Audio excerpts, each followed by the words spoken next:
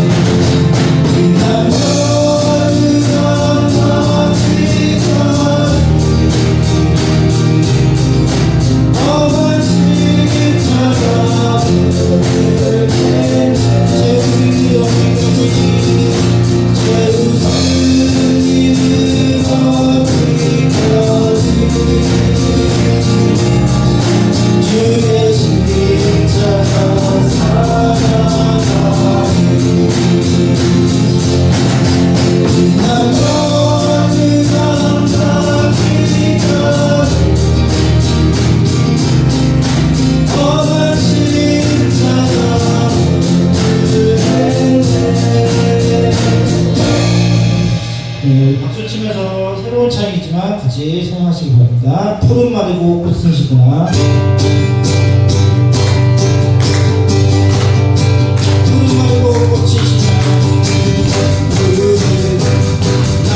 말이고 꽃은 시구나. 주의 말씀은 전해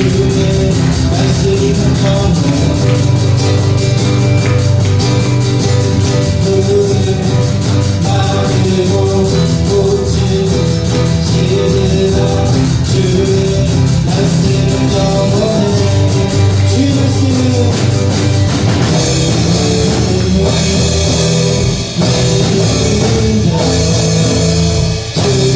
주와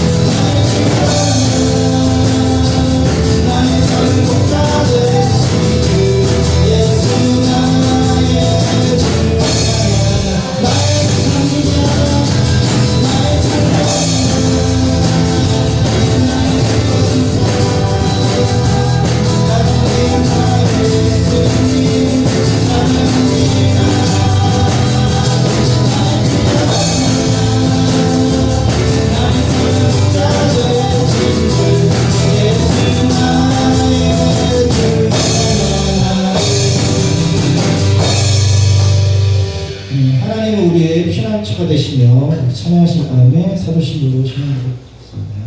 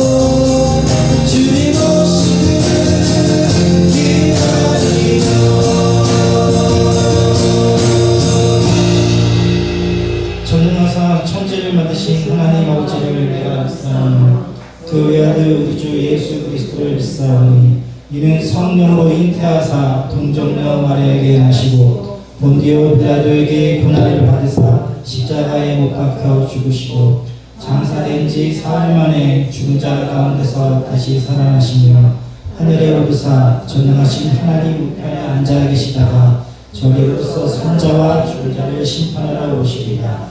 성령을 믿사오며 거룩한 공예와 성도가 서로 교통하는 것과 죄를 사하여 주시는 것과 몸이 다시 사는 것과 영원히 사는 것을 믿사옵나이다. 아멘. 이 땅에 오신 하나님의 본체 찬양하신 다음에 기도하시겠습니다.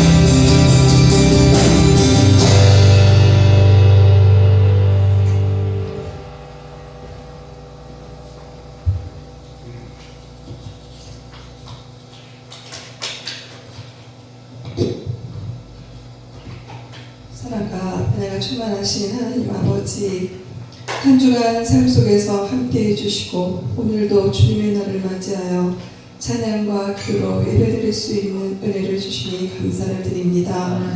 한 주를 뒤돌아볼 때 세상의 유혹을 따랐던 우리의 연약함을 자복합니다. 욕심과 교만으로 주의 사랑을 아프게 했던 죄를 용서하여 주시고 성령의 불로 우리의 심령을 깨끗이 부어주시옵소서. 치유 하나님, 육신의 질병과 마음의 상처로 괴로워하는 성도들을 기억하시고 주님의 전능하신 손길로 안수하여 주셔서 고난 중에도 주님의 평강을 잃지 않도록 붙들어 주시기를 간구합니다. 중동 지역의 전쟁이 속히 종속되어 어린 아이들이 마음에 전쟁으로 인한 상흔이 온전히 치유되게 하시고 중동 지역에 있는 선교사와 현지 교회 및 성도들을 눈동자와 같이 보호하여 주시기를 간절히 소원합니다. 참혹한 시대에 빛과 소금의 역할을 잘 감당할 수 있도록 성령 충만함으로 붙드시고 역사하여 주시옵소서. 이 나라와 민족을 굽어 살펴 주시옵소서. 우리 교회가 지역사회에 커다란 영향력을 발휘하여 방황하는 영혼들을 인도하는 방주가 되게 하옵소서. 귀한 말씀을 전하시는 목사님을 성령의 권능으로 붙드시고 전하시는 말씀이 삶의 운동력이 있어 성도의 삶을 변화시키게 하옵소서. 그 말씀 앞에 순종하여 은혜의 시간이 되게 하옵소서. 주님, 우리 교회의 다음 세대를 축복하여 주시옵소서. 세상 가치관에 물들지 않고 다니엘과 같은 믿음의 용사로 자라나게 하여 주옵소서. 예배에서 받은 은혜로 삶의 현장에서 실천하여 작은 예수로 살아가게 하옵소서. 예배를 돕는 모든 손길을 기억하시고 주님 홀로 영광 받으시를 간절히 소망하며 우리 주 예수 그리스도의 이름으로 기도드립니다. 아멘.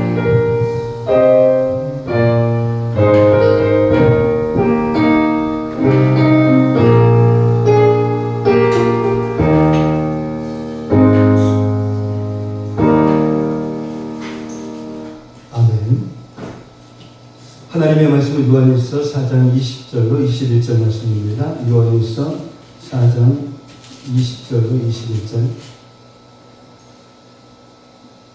함께 천천히 합독을 하도록 하겠습니다. 함께 읽겠습니다.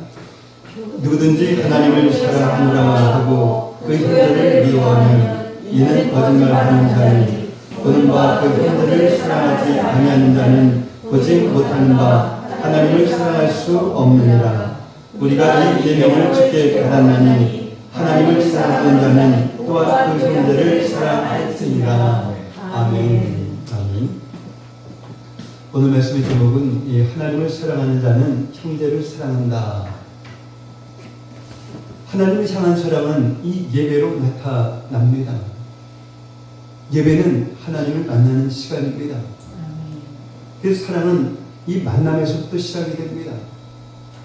만난다고 해서 다 사랑하는 것은 아니지만 그 만남이 없이는 사랑이 시작될 수도 또한 깊어질 수도 없습니다.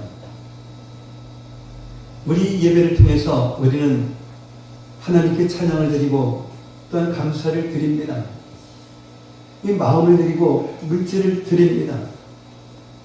그러면 하나님은 우리의 예배를 통해서 우리에게 말씀을 주시고 또한 은혜를 주십니다. 하늘의 평안과 기쁨을 주시고 또한 세상을 이길 지혜와 힘과 능력을 주십니다. 하나님을 사랑하는 것과 이웃을 사랑하는 것은 하나입니다. 그래서 율법학자가 예수님께 어느 계명이 크니까? 라고 질문했을 때에 예수님은 가장 큰 계명 뿐 아니라 이 둘째 계명도 함께 말씀하셨습니다. 하나님 사랑과 이웃 사랑이 하나이기 때문입니다. 오늘 본문 20절에서 말씀하고 있는 이 형제라고 하는 형제는 예수님을 믿고 하나님의 자녀가 되어서 이 같은 교회에서 신앙생활을 하고 있는 이 성도들을 말합니다. 성도들에게 하나님을 사랑하십니까? 라고 물으면 아마도 대부분의 사람들이 성도들이 아멘이라고 대답합니다. 그런데 이 형제를 사랑합니까? 라고 물으면 이 아멘 소리가 확 줄어듭니다. 하나님을 사랑하는 것은 당연한데 형제를 사랑하는 것은 그렇지 않다라고 생각을 합니다. 사랑할 수 있는 사람은 사랑하지만 사랑할 수 없는 사람은 어쩔 수 없다라고 말합니다. 심지어는 그런 사람을 왜 사랑해야 하느냐라고 반문하기도 합니다. 우리는 이렇게 하나님을 사랑하는 것과 형제를 사랑하는 것을 이 구분해서 생각합니다. 우리는 하나님을 사랑해도 형제를 미워할 수 있다라고 생각하지만 성경은 그럴 수 없다라고 말합니다. 만약 우리가 형제를 미워하고 있으면서 하나님을 사랑한다라고 말한다면 그 말은 거짓입니다. 왜냐하면 하나님을 사랑하는 것과 형제를 사랑하는 것은 하나이기 때문입니다. 그래서 예수님은 율법학자가 묻지도 않은 이 둘째 계명을 말씀하시면서 하나님을 사랑하는 것과 형제를 사랑하는 것을 하나로 묶어서 말씀하셨습니다.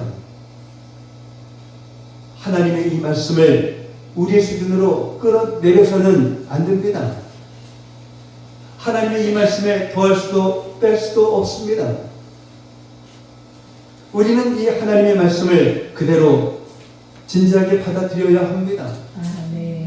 만약 우리가 형제를 사랑하지 않고 있다면 하나님을 사랑하지 않고 있다는 것입니다. 이것을 인정해야 합니다. 우리는 하나님을 사랑하고 있습니다. 그래서 이렇게 하나님 앞에 모여서 예배 드리고 있습니다. 율법학자의 이 질문에 대한 예수님의 대답을 다시 한번 살펴보겠습니다. 마태복음 22장 37절로 38절 말씀입니다. 읽겠습니다. 내 마음을 다하고 목숨을 다하고 뜻을 다하여 주 너의 하나님을 사랑하라 하셨으니 이것이 크고 첫째 되는 계명이요. 아멘. 예수님은 주 너의 하나님을 사랑하되 내 마음을 다하고 또한 목숨을 다하고 뜻을 다하여 주 너의 하나님을 사랑하라 라고 이렇게 말씀하셨습니다. 우리의 모든 것을 다하여 하나님을 사랑하라 라는 말씀입니다. 근데 문제는 하나님을 향한 우리의 사랑이 우리의 모든 것을 다한 사랑이 아니다 라는 것입니다. 하나님 아닌 다른 것에 우리의 마음을 줍니다. 하나님을 사랑하지만 자신의 목숨까지 바칠 수 없습니다. 뜻을 다한 사랑이 아닙니다. 나의 생각과 다르면 하나님의 말씀에 순종할 수가 없습니다. 이런 사랑은 예수님이 말씀하신 사랑이 아닙니다. 이것이 바로 하나님보다 자아를 더 사랑하는 것입니다. 이런 사람은 자아를 내려놓지 않는 범위 안에서, 자아를 부인하지 않는 그 범위 안에서 하나님을 사랑합니다. 이렇게 하나님을 사랑하는 사람은 얼마든지 이 예배를 타협합니다. 그리고 이렇게 하나님을 사랑하는 사람은 형제를 사랑할 수가 없습니다. 아니, 그 형제를 사랑하기 싫습니다. 용서할 수 없는 것이 아니라 용서하기 싫은 것입니다. 사랑할 수 없는 것이 아니라 사랑하기 싫은 것입니다. 이것이 자아입니다. 그래서 사랑도 하나님의 말씀이 기준이 아니라 이 자아가 기준이 됩니다. 자아가 사랑할 만한 사람은 사랑하지만 자아가 사랑하기 싫은 사람은 절대로 사랑하지 않습니다. 결국 이 형제의 사랑의 문제는 하나님 사랑의 문제가 있는 것입니다. 형제를 사랑하지 못한다라고 하면 이 마음을 다하고 목숨을 다하고 뜻을 다하여 하나님을 사랑하지 않고 있는 것입니다. 하나님을 사랑하지만 이 자아를 부인하지 않는 범위 안에서 사랑하고 있는 것입니다. 오늘 이 형제에 대한 말씀을 나누지만 이 부분이 먼저 해결되어야 합니다. 하나님을 사랑하되 우리의 모든 것을 다해 하나님을 사랑해야 합니다. 이렇게 하나님을 사랑하는 사람은 어느 누구도 사랑할 수 있습니다. 근데 우리가 사랑하려면 먼저 만나야 합니다. 많이 만나면 만날수록 더욱 사랑하게 됩니다. 예배를 통해서 하나님을 만나면 하나님의 사랑으로 충만해지면 형제를 사랑하게 됩니다. 그것이 오늘 본문 21절 말씀입니다. 그렇다라고 하면 형제를 사랑하기 위해서 가장 먼저 해야 할 일, 가장 중요한 일은 무엇일까요? 성경은 그것이 이 교제다라고 말씀하고 있습니다. 하나님을 사랑하는 구체적인 방법이 이 예배라면 형제 자매를 사랑하는 구체적인 방법은 바로 교제인 것입니다. 하나님을 향한 사랑의 고백인 이 예배를 타협할 수 없는 것처럼 형제 자매를 향한 이 사랑의 고백인 교제도 타협해서는 안 된다는 것입니다. 그런 성도의 교제를 선택사항이다 라고 생각하는 분들도 있습니다. 바빠도 예배는 드려야 하지만 바쁘면 교제하지 않아도 된다 라고 생각합니다. 심지어는 예배만 드리면 되지 왜 교제해야 하느냐 라고 말하는 사람도 있습니다. 물론 이 교제하는 것 그 자체만으로 형제 자매를 사랑한다 라고 말할 수는 없습니다. 어떤 교제를 하느냐가 중요합니다. 이 예배도 마찬가지입니다. 예배 자리에 앉아 있는 것 자체만으로 하나님을 사랑한다 라고 말할 수는 없습니다. 어떤 예배를 드리냐, 이것이 중요합니다. 그러나 이 예배 없이 하나님을 사랑하는 일이 불가능한 것처럼 교제가 없이 형제 자매를 사랑하는 일은 불가능합니다. 이 만남이 없이는 사랑할 수가 없기 때문입니다. 이 교회라고 하는 것은 하나님의 택하심을 받은 성도들의 모임입니다. 그래서 교제가 없으면 교회가 건강하게 세워질 수가 없습니다. 교회는 예수님의 몸이고 우리는 그 몸의 각 지체들입니다. 지체가 잘 연합하는 교회가 건강한 교회입니다. 그러나 지체가 연합하지 못하는 교회는 약합니다. 이 병이 듭니다. 마귀의 공격을 이겨내지 못할 뿐만 아니라 복음의 사명도 감당할 수가 없습니다. 이 지체가 연합하기 위해서는 교제가 있어야 합니다. 교제 없이는 연합할 수가 없습니다. 그래서 성도의 교제가 교회의 건강, 또 나아가 교회의 생명까지 좌우합니다. 이 성도의 교제가 이렇게 중요합니다. 우리가 드릴 때마다 오늘도 고백을 했습니다만 이 사도신경에도 성도의 교제를 언급하고 있습니다. 사도신경은 성도의 믿음의 고백입니다. 전능하사 천지를 만드신 하나님 아버지를 내가 믿사오며 우리 믿음의 첫 번째 대상인 하나님입니다. 그 외아들 우리 주 예수 그리스도를 믿사오니 우리의 믿음의 두 번째 대상은 이 예수님입니다. 사도신경의 가장 많은 부분이 예수님에 대한 이 믿음의 고백입니다. 그리고 성령을 믿사오며 우리 믿음의 세 번째 대상이 이 성령님입니다. 거룩한 공예와 바로 네 번째 대상이 교회입니다. 그 다음 다섯 번째로 나오는 이 믿음의 고백은 성도가 서로 교통하는 것과입니다. 이 성도의 교제 다음에 나오는 여섯 번째 고백이 죄를 사하여 주시는 것과 그리고 일곱 번째 믿음의 고백은 몸이 다시 사는 것과 그리고 마지막 고백이 영원히 사는 것을 믿사옵나이다. 이 사도신경을 통해서 성도의 교제가 얼마나 중요한 것인지를 확인할 수가 있습니다. 사도신경의 이 8가지 신앙 고백은 이 구원에 있어서 절대적으로 필요한 그런 요소들입니다. 성도의 교제가 이렇게 중요합니다. 내 마음으로 해도 안 되고, 내 마음대로 해도 되고 안 되는 것이 아닙니다. 우리는 어떤 고난과 어려움이 와도 유혹이 와도 하나님을 떠날 수 없습니다. 예수님을 또한 성령님을 교회를 부인할 수가 없습니다. 어떤 일이 있어도 이 죄사함 그리고 부활 영생을 포기할 수가 없습니다.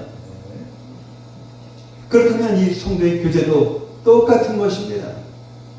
어떤 고난과 어려움이 있어도, 어떤 아픔과 상처가 있어도 성도의 교제를 포기해서는 안 됩니다. 아멘. 이 성도의 교제는 신앙의 핵심인 것입니다. 그래서 초대교회 성도들은 성전에서 함께 모여 예배 드리는 일에, 그리고 각자의 가정에서 소그룹으로 모여서 교제하는 일에 힘썼습니다. 예배와 교제, 이것이 초대교회의 두 기둥이었습니다. 성도의 교제가 이렇게 중요함에도 불구하고 좀처럼 마음을 열지 못하는 분들이 있습니다. 교제 가운데 받은 그런 상처 때문일 것입니다. 어떤 상처가 있을까요? 첫 번째로는 자기는 상대방을 믿고 이 마음을 나누었는데, 용기를 내서 자신의 부끄러움을 고백했는데, 얼마 지나지 않아 다른 사람들이 자신의 이야기를 알고 있을 때 우리는 이 배신감을 느낍니다. 그러면서 이 마음의 문을 닫게 됩니다. 두 번째로는 시기와 질투로 인해서 받은 상처도 있습니다. 옆에 누군가와 친해지면 그것을 다른 사람이 보고 시기하고 질투합니다. 이 시기와 질투가 심해지면 거짓말로 서로를 이간을 시킵니다. 그래서 이 마음의 문을 닫게 됩니다.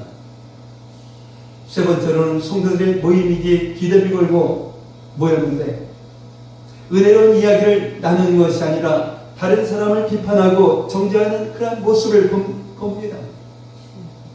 세상 사람들의 모임과 똑같이 먹고 마시는 것이 전부입니다. 이것이 믿는 사람들의 모임이 맞나 하면서 실망해서 이 모임에 참석하지 않겠다라고 말하는 그런 사람도 있습니다. 이런 이유들로 실망하고 상처를 받아서 이 마음을 굳게 닫고 있는 분들이 있다라고 하면, 이 고린도전서 10장 13절 말씀을 붙잡기를 원합니다. 아멘. 이 말씀 한번 보겠습니다. 읽겠습니다. 사람이 강한 시험 받기는 너희가 강한 것이 없나니 오직 하나님 믿으사 너희가 감당하지 못할 시험당함을 하지 아니하시고 시험당할 즈음에 또한 피하려를 내사 너희로 능히 감당하게 하시리니라. 아멘. 아멘. 우리가 받은 상처가 아무리 크고 깊다 할지라도 하나님은 능히 우리의 마음을 치료하십니다. 능히 이기게 하십니다. 이 말씀을 붙잡고 다시 일어설 수 있기를 축복합니다. 아멘. 근데 왜 하나님은 함께 모여서 교제하라 하시는 것일까요? 첫 번째로는 이 영적 전쟁에서 승리하기 때문입니다. 출애굽기 17장을 보면 아멜렉과 이스라엘 백성의 전쟁 이야기가 나옵니다. 이 전쟁의 승패는 이 칼을 들고 싸우는 여호수아가 아니라 두 손을 들고 기도하는 모세에게 있었습니다. 모세가 기도의 두 손을 들면 이스라엘이 이깁니다. 근데 언제까지 두 손을 들고 있습니까? 아프죠. 그래서 내리면 아멜렉이 이깁니다. 근데 문제는 이 모세가 계속해서 이 두 손을 들고 있을 수가 없다라는 것입니다. 이때 그 옆에 있던 아론과 훌이 각각 모세의 한쪽 팔을 붙들어 줍니다. 그래서 이 모세의 두 팔은 내려오지 않았고 결국은 이스라엘 백성이 승리를 거두었습니다. 이 모세와 아론과 훌의 기도에 대해서 예수님께서는 이렇게 말씀하십니다. 마태복음 18장 19절로 20절 말씀입니다. 읽겠습니다.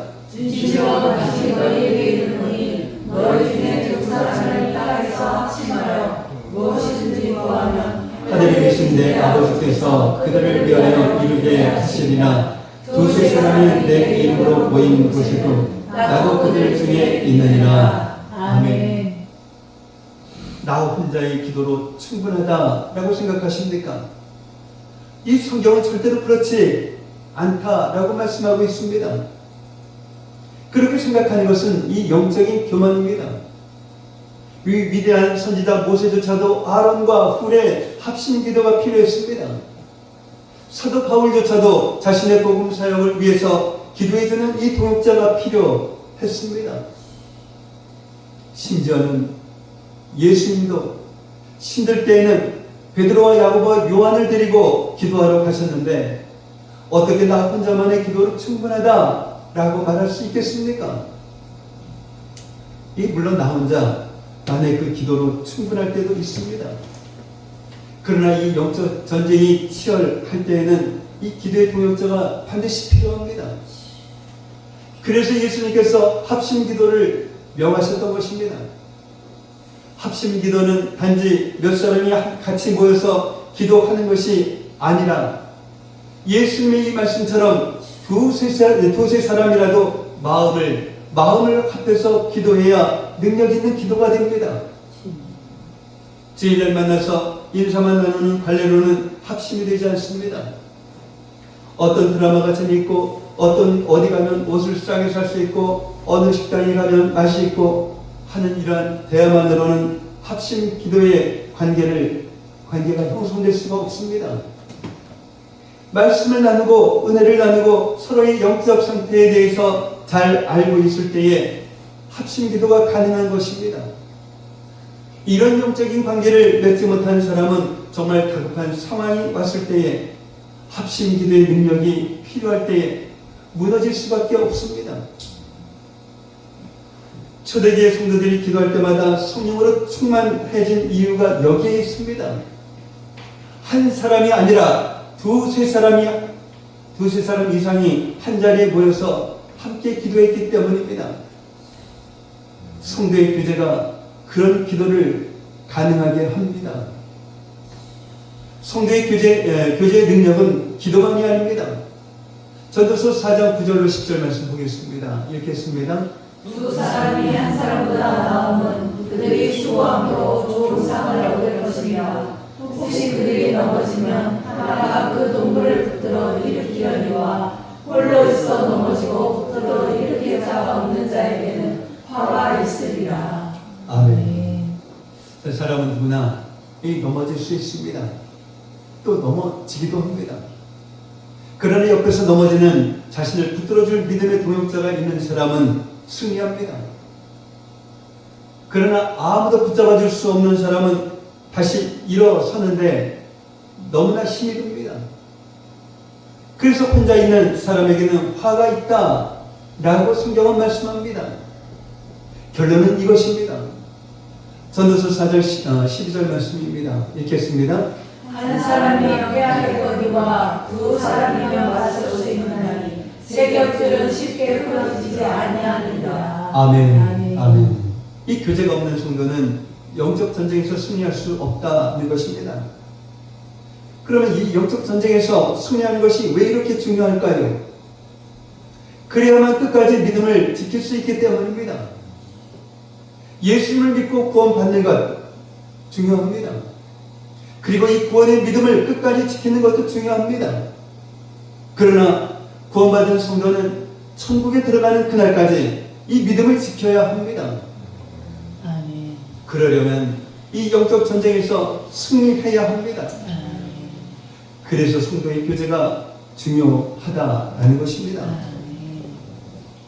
구원의 이 믿음은 하나님과의 나와의 관계입니다. 부모가 또한 배우자가 자녀가 대신 믿어줄 수 없습니다. 그러나 이 믿음 생활은 혼자 하는 것이 아닙니다. 함께 하는 것입니다. 천국은 함께 가는 것입니다. 힘들고 지친 자를 붙잡아주고 넘어진 자를 일으켜주고 함께 웃고 함께 울며 서로 용서하고 사랑하고 격려하며 함께 가는 것입니다. 이것이 바로 성도의 교제인 것입니다. 두 번째로 이 성숙한 신앙인이 되기 때문입니다. 바울이 고린도 교회 교인들에게 편지를 쓰면서 그들을 어린아이, 육신에 속한 자, 즉 미성숙한 신앙인이라고 하면서 그 이유에 대해서 이렇게 말씀합니다. 고린도전서 3장 3절 말씀입니다. 읽겠습니다. 너희는 아직도 육신에 속한 자로다. 너희 가운데 시기와 분쟁이 있으니 어찌 육신에 속하여 사람을 따라 행함이 아니이요. 아멘. 이 성숙과 미성숙을 나누는 기준은 다른 사람들과 아름다운 관계, 화평의 관계를 맺고 있느냐, 그렇지 못하느냐, 여기에 달려 있습니다. 내가 성숙한 신앙인인지 아닌지를 구분하는 기준은 기도 시간이 얼마고, 얼마나 성경을 많이 알고 있고, 봉사를 얼마만큼 하고 있느냐, 이것으로 확인할 수 없습니다. 물론 이런 것들이 중요한 것은 두말할 필요도 없지만, 이것만 가지고 자신을 성숙한 성도다라고 생각해서는 안 됩니다. 불편한 사람, 내 마음에 들지 않는 사람, 나를 비판하는 사람, 나에게 상처를 주는 사람과 내가 어떠한 관계를 맺고 있느냐가 우리의 신앙 성숙도를 판가름하는 그 기준이 되는 것입니다. 내가 좋아하는 그런 사람에게는 아까운 것이 없을 정도로 베푸는 분들이 있습니다. 그러나 자신의 마음에 들지 않는 사람에게는 이 따뜻한 인사조차 나누기를 꺼려합니다. 이것이 바로 미성숙한 신앙의 증거입니다. 이것이 모든 사람 그 안에 있는 죄인의 본성입니다. 문제는 이런 죄성은 예수님을 10년, 20년 믿어도 저절로 없어지지 않는다라는 것입니다. 그러면 어떻게 해야 합니까? 내가 예수님과 함께 십자가에 죽었음을 믿어야 합니다. 아멘. 그리고 이제는 내 안에 예수님이 사심을 고백해야 합니다. 아멘. 그리고 날마다 이 고백대로 살아가는 훈련을 해야 합니다. 이 훈련이 이루어지는 것이 바로 성도의 교제인 것입니다. 그 교제를 하다 보면 처음에는 다 마음에 드는 것 같은데 시간이 지나면 지날수록 이런 사람이 생깁니다. 이 사람만 없으면 이 모임이 은혜롭고 참 좋은데 왜 이 사람이 우리의 회원인지 모르겠어. 누구나 한 번쯤은 이런 생각을 했을 것입니다. 근데 왜 이런 생각을 할까요? 우리가 완전하지 않기 때문입니다. 이 저 멀리 떨어져서 서로 인사만 나눌 때에는 보이지 않던 그 허물이 이 교제를 나누기 위해서 가깝게 아주 가까이 다가가서 보니까 그것이 보이기 시작하는 것입니다. 만남도 없고 대화도 없으면 실수할 일도 없습니다. 그러나 자주 만나고 대화를 나누다 보면 어쩔 수 없이 실수하게 됩니다. 왜요? 우리가 연약하니까요. 그래서 사람들이 이 교제를 부담스러워합니다. 그러나 명심하시기 바랍니다. 상대방의 허물과 실수를 용서해 주면서 우리들의 이 믿음이 성숙해진다라는 것입니다. 우리를 힘들게 하는 사람, 우리에게 상처를 주는 사람과 교제함으로 진정한 용서를 배우게 된다는 것입니다. 이 사랑하기 싫은 사람, 인간적으로 볼 때에 결코 사랑할 수 없는 사람과 교제함으로 진정한 사랑을 배우게 된다는 것입니다. 근데 왜 나는 유독 힘든 사람들만 만나는 걸까? 생각하는 분이 있다라고 하면 감사하시기 바랍니다. 하나님께서 교만하고 강하고 날카로운 당신을 포기하지 않으셨기 때문입니다. 어떻게 해서든지 당신을 쓰시기 위해서 하나님께서 낮추시고 깨뜨리시고 다듬고 연단하고 계심을 믿으시기를 바랍니다. 아멘. 정말 힘들 때에는 고린도전서 조금 전에 읽었던 고린도서 10장 13절 말씀처럼 감당할 수 없는 시험, 감당할 수 없는 사람은 허락하시지 않습니다. 이것을 믿으시기 바랍니다. 이 믿음으로 주님을 바라보며 주님의 사랑을 구하며 교제하면 반드시 감당하게 하십니다. 반드시 사랑의 사람으로 성장하고 성숙하게 됩니다. 마지막 세 번째로는 신앙생활을 풍성하게 하시기 위함입니다. 사도행전 4장 32절 35절 말씀 보겠습니다. 읽겠습니다. 믿는 무리가 한 마음과 한 뜻이 되어 모든 물건을 서로 통용하고 자기 재물을 조금이라도 자기 것이라 하는 자 하나도 없더라. 그 중에 가난한 사람이 없으니 이는 밭과 집이 있는 자는 팔아 그 팔 것의 값을 가져다가 사도들의 발 앞에 두매 그들이 각 사람의 필요를 따라 나누어 줍니다. 아멘. 이 자신만을 위해서 쌓아놓는 이 물질은 우리를 행복하게 하지 못합니다. 이 물질이라고 하는 것은 나눌 때의 가치가 있는 것입니다. 어려운 사람에게 이 물질을 나눠주면 받는 사람은 필요를 공급받아서 좋고 베푸는 사람은 상대방이 행복해하는 그 모습을 보며 그 마음이 행복해집니다.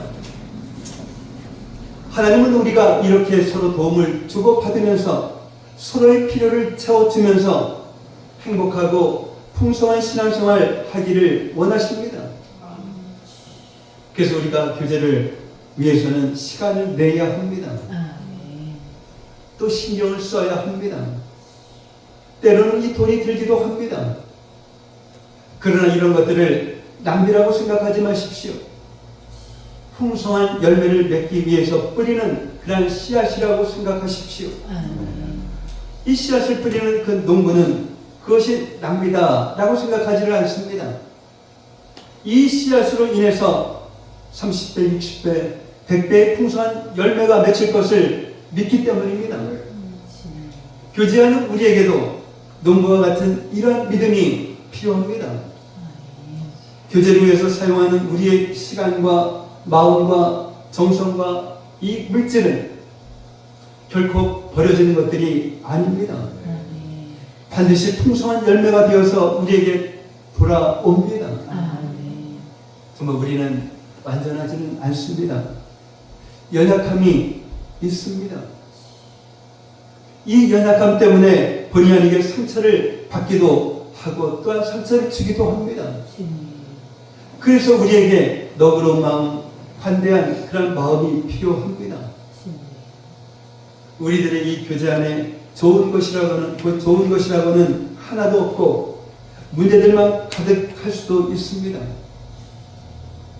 그럼에도 불구하고 이 교제해야 합니다. 그 교제로 인하여서 감사해야 합니다. 어떤 실망스러운 그런 모습을 보게 된다 할지라도 왜 이 모양이냐 라고 불평해서는 안 됩니다. 끝까지 이 교제 자리를 떠나지 말아야 합니다. 그 끝까지 감사해야 합니다. 그러면 하나님께서 반드시 역사하십니다. 그러면 하나님께서 반드시 그 교제를 아름답게 하십니다. 왜냐하면 이 교제하라라고 하는 하나님의 말씀에 순종하고 있기 때문입니다. 우리가 성도의 교제를 하는 그 이유는 그 사람이 좋아서가 아닙니다. 하나님께서 교제하라라고 하는 이 말씀에 순종하기 위함입니다. 그래서 우리가 순종하면 하나님이 역사하십니다. 성경이 성도의 교제에 대해서 이렇게까지 강조하는 이유는 하나님을 사랑한다고 하면서 눈에 보이는 그러한 형제를 미워하는 것은 있을 수가 없기 때문입니다. 하나님을 사랑하는 사람은 형제를 사랑하기 때문입니다. 하나님 사랑과 형제 사랑은 이 동전의 앞뒷면처럼 하나이기 때문입니다. 그리고 그 교제가 형제 사랑의 시작이기 때문입니다. 이것이 예수님께서 말씀하신 첫째 되는 계명과 같은 두 번째 계명에 순종하는 것임을 믿는 그런 저와 여러분들이 되시기를 예수님의 이름으로 축복합니다. 아멘. 사랑의 아버지 하나님 감사합니다. 우리는 예배를 통해서 하나님께 찬양과 감사, 마음과 물질을 드리면 하나님은 그 예배를 통해서 우리에게 말씀과 은혜, 하늘의 평안과 기쁨, 그리고 세상을 이길 지혜와 힘과 능력을 주신다는 것을 깨닫게 하셨습니다. 형제를 사랑하기 위해서 가장 먼저 해야 할 일, 가장 중요한 일은 교제라고 말씀하시고 사도신경을 통해서도 성도의 교제가 얼마나 중요한지를 깨닫게 하셨사오니 어떤 고난과 어려움이 있어도 어떤 아픔과 상처가 있어도 성도의 교제를 포기하지 않는 저희들 되게 하옵소서. 하나님께서 우리들에게 함께 모여서 교제하라라고 하시는 이유는 영적 전쟁에서 승리하고 성숙한 신앙인이 되고 신앙생활을 풍성하게 하시기 위함임을 깨닫게 하셨사오니 우리의 연약함 때문에 본의 아니게 상처를 받기도 하고 상처를 주기도 하지만 그럼에도 불구하고 교제하며 감사하며 어떤 실망스러운 모습을 보게 된다 할지라도 불평하지 않고 끝까지 교제의 자리를 지킴으로써 예수님께서 말씀하신 첫째 되는 계명과 같은 이 두 번째 계명에 순종하며 살아가는 저희들 되게 하옵소서. 예수님의 이름으로 기도하옵나이다. 아멘. 꽃들도 참여하시면서 준비하신 내용을 준비드리도록 하겠습니다.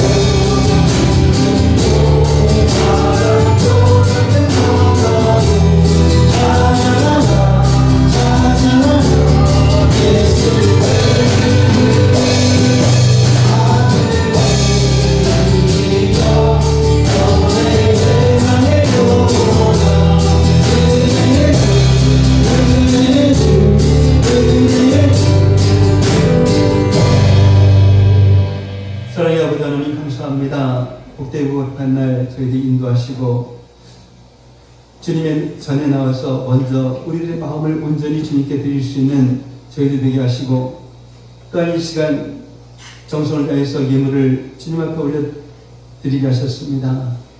이처럼 저희들의 마음과 정성스럽게 드린 이 예물을 주님께서 받아 주시옵소서. 또한 드린 그러한 손길을 주님께서 축복하여 주셔서 이 어려운 세상, 험난한 세상 살아가기 좀 더 부족함없는 저희들 되게 하시고 어려운 이웃들 그냥 지나치지 않고 또한 도움의 손길을 나눠줌에도 부족함없는 그런 삶을 살아가는 우리 성도들 되게 하옵소서. 이 시간 드려진 이 예물이 주님 안에서 온전한 예물이 되게 하여 주시옵시고 이 예물이 사용되어지는 곳곳마다 놀라운 주님의 역사가 일어나게 하여 주시옵소서. 감사하며 축복하며 예수님의 이름으로 기도하옵나이다. 아멘. 오늘 함께 예배드리신 여러분을 예수님의 이름으로 환영하고 축복합니다. 다음 주 대기도는 오영희 집사님 준비하시기 바랍니다. 저 오늘 말씀을 통해서 우리는 예배를 통해서 하나님께 찬양과 감사와 마음과 물질을 드려야 합니다. 그리고 하나님께서는 우리가 드린 이 예배를 통해서 우리에게 말씀과 은혜, 하늘의 평안과 기쁨, 세상을 이길 그런 지혜와 힘과 능력을 주신다라는 이 사실을 믿으시기를 바랍니다. 아멘. 그래서 예배의 생명을 보는 그런 여러분들 되시기를 바랍니다. 아멘. 그리고 우리가 교제를 나누어야 하는 진짜 이유는 오늘 말씀에서도 드렸지만 이 영적 전쟁에서 승리하기 때문입니다. 한 사람은 패합니다. 그러나 두 사람은 맞설 수 있습니다. 그 삼겹살은 쉽게 끊어지지 않습니다. 그게 소숙할 신앙이 되기 때문입니다. 우리들에게는 하나님께서 감당할 그런 시험만 주신다 라는 이 사실을 믿고 어떤 시험에도 승리하며 살아가시는 여러분들 되시기를 바랍니다. 아멘. 또한 마지막으로 신앙생활을 풍성하게 하시기 위함이다. 이 받는 사람은 이 피를 공급받아서 좋습니다. 베푸는 사람은 그 상대방이 행복해하는 그 모습을 보면서 이 마음이 행복해집니다. 그래서 우리들이 여유가 있을 때, 여유가 없더라도 함께 나눌 수 있는 그러한 여러분들 되시기를 바랍니다. 아멘. 우리가 선교하는 교회입니다. 필리핀과 키르기스탄 두 개 교회 목사님들 위해서 기도해 주시기를 바랍니다. 다른 광고 없으시면 일어나서 찬송을 부르시며 축도로서 예배를 마치도록 하겠습니다.